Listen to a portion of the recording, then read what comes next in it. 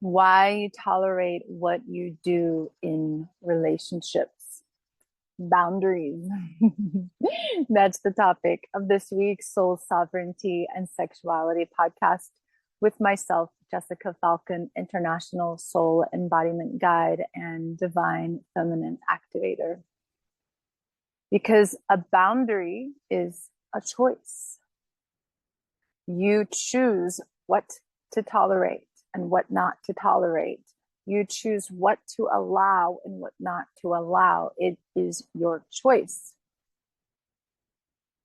Now, for millennia, particularly for women, we have been told that we do not have a choice. And when we did choose for ourselves, it was often overridden. So for women in particular, there can be a lot of deeply subconscious fears around choice, and even more so, an inability to choose for you based on soul trauma of past, present lifetimes in which you were not allowed to choose for you. I know I personally have done a lot of inner work to clear that. A lot of that clearing is in the solar plexus chakra, your core, because our soul travels with us from lifetime to lifetime.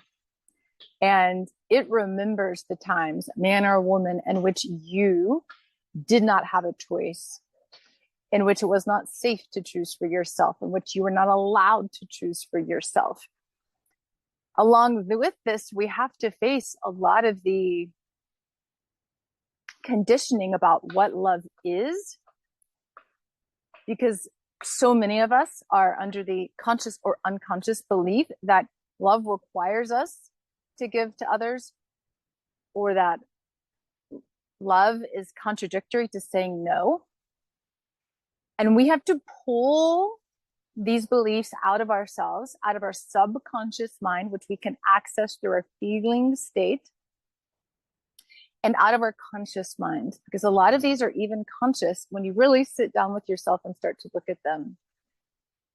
And they show up in your relationship. So for example, if you have a hard time knowing your boundary, right there, it says a lot.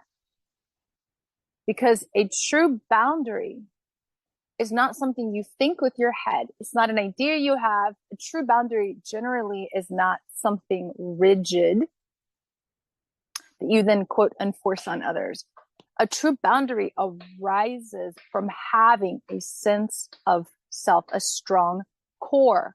A strong sense of self is what creates boundaries that are heart-based.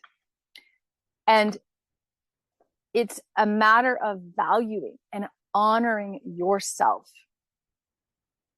You have the boundary to take care of and honor you, to value and honor your energy, your body, your space, your time. And unfortunately, when a boundary is not embodied, right, coming from a sense of self, then this can show up a few ways. One of which I see very often, is that when you have a boundary, your heart contracts and closes, and instead of keeping your heart open as you express that boundary, particularly in the context of a relationship, there's a lot of armoring around the heart, a lot of deeply unconscious fears that the other person is not going to honor the boundary. They're not going to hear the boundary. A lot of defensive pushing away, not letting them in, even when you say no. You can say no with love, with deep, reverent love for the other person, because your boundary is for you. A boundary is not against another. When your boundary is against another, I would say that's more armoring. It's more defense. It's more self-protection that is rooted in ego self than it is a true boundary that it is honoring you, your true self. And another way this can show up is when you're really confused about, do I want this boundary? Do I not want this boundary? Am I yes? Am I no? And so you have a boundary, but it's not clear. And so the other person can't pick up with that boundary or honor that boundary because you're sending mixed messages. You're saying one thing and doing another. Your internal confusion is felt energetically. And most often, people are going to honor your energy, not your words. So if you're saying, no, right? Like, no, but you're leaning in and you feel a yes inside, but you feel like you're supposed to be saying no because I have this idea in your head about what the boundary is supposed to be, right? The person's picking up on your yes, not your no. No. Because when you're not armored and you're not confused, your no isn't a roaring no. At least not the first time. Your no is no. And pause. I know there's a lot out there around. A no is a no. You don't have to say any more than that. Yes, in certain situations. And when you are in a healthy, conscious relationship, personally, if somebody just says no, I'm not going to feel very honored by that no. And it is healthy in a conscious relationship to express from your heart, your why, your reasoning, to create cross understanding. So that person understands you and you can understand and hear them. And that creates that balance, that co-creation in relationship, which is, I am saying this no out of honoring of me. And I also honor you because we are in this together. Because a true boundary, as you truly honor you, you turn your heart toward you, toward your true self. That heart naturally wants to honor the other. The heart always sees both. And another way that this lack of embodied boundary can show up is when you're having a boundary, even if you're clear about what that boundary is. For example, I no longer want you to interrupt me when I speak because I don't feel heard by you. If that person continues to interrupt you while you speak and you just keep allowing it to happen, but you're saying that you're not going to accept that or tolerate that, but you keep tolerating that, oh, where's your boundary? It's not embodied. If it's an embodied boundary, if it's a felt boundary, then you have to be the one to enforce your boundary. The other person is not responsible for enforcing your boundary. You are responsible for enforcing your boundary. And that can require in relationships saying, I have said my boundary to you. We've had conversations about this. I've explained myself. I've explained to you how your behavior impacts me. And this is hurtful because the more you can speak vulnerably, which does require sourcing safety internally, the easier it's going to be for the other person to understand and honor your boundary in relationship. And if you're doing that and the person is still not honoring your boundary, it's up to you to decide, am I willing to have conversations with this person again? Am I willing to stay in this relationship? Do I feel heard? Do I feel honored? Do I feel seen by this person? And if not, why am I here? Relationship is two, both.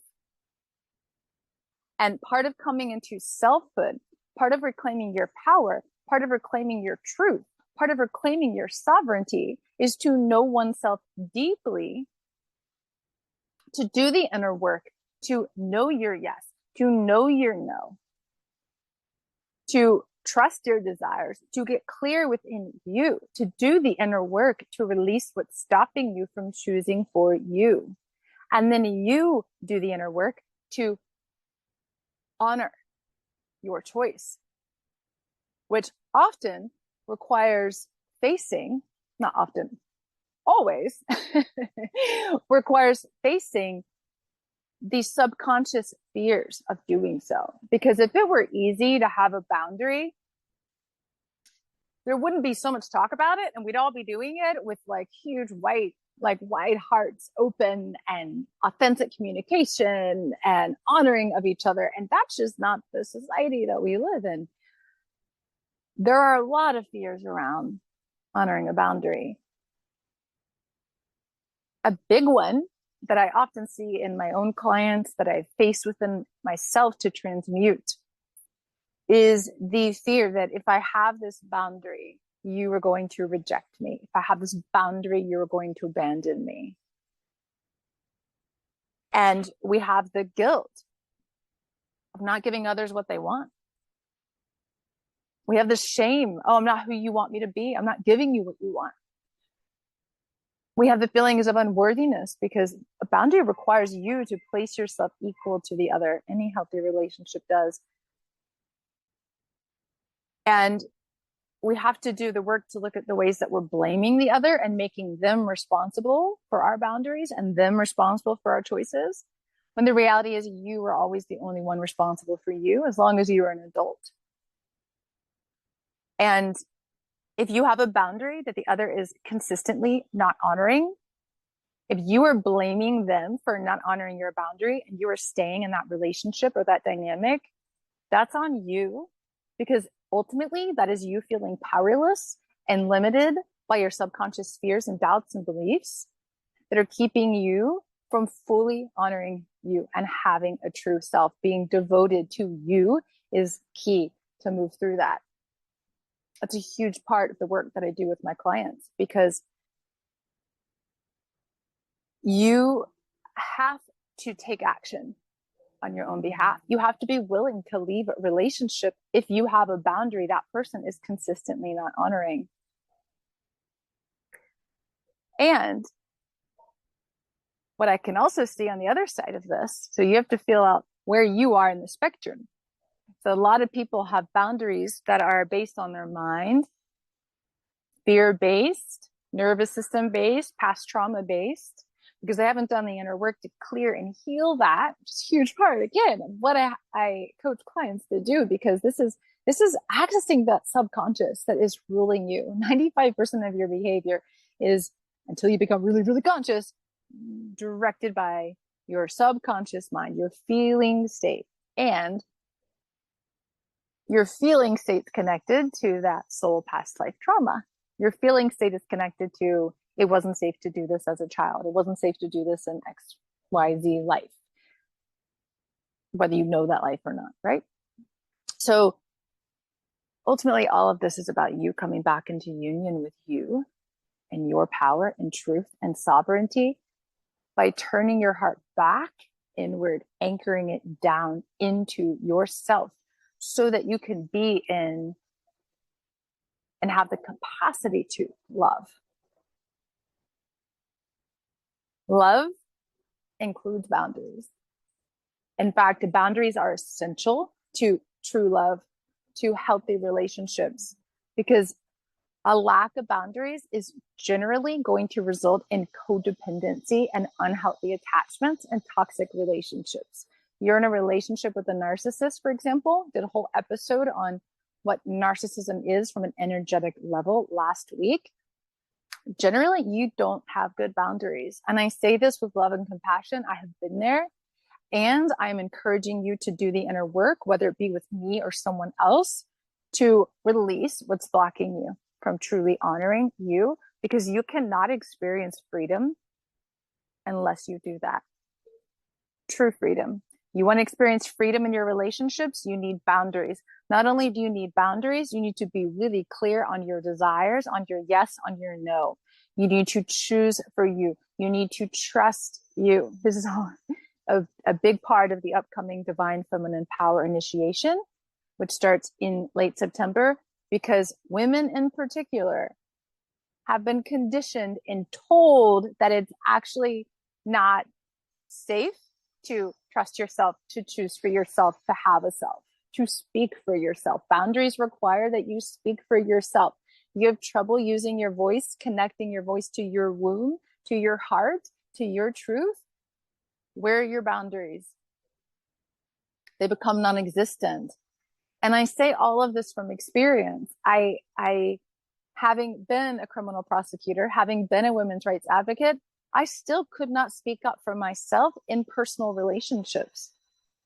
I was like a sponge. I had no boundaries. I didn't know how to voice them. I couldn't voice them even when I tried. And these are some of the subconscious beliefs that I have spent years identifying, unraveling, transmuting within myself so that I can help you do that. And the payoff is freedom. The payoff is sovereignty. The payoff is you coming back into your power so that you can actually be seen and be heard and be loved and honored in a relationship and experience what you really long to experience, which is sacred union within before it can be experienced outside of you with another person. So I hope that this has been helpful in getting a better sense of what an embodied boundary is and how you can start to connect with your inner experience, your own needs, your own feelings, your own desires, to start to come into this heart open, anchored, boundaried space. Because the thing is, if you want to be in your divine feminine power, for example, but your heart is armored and closed off, it's incongruent. True feminine power requires an open heart that is anchored within you, anchored within your body, anchored within your self, your true self, anchored within the earth, heart open to life, because you trust yourself that deeply.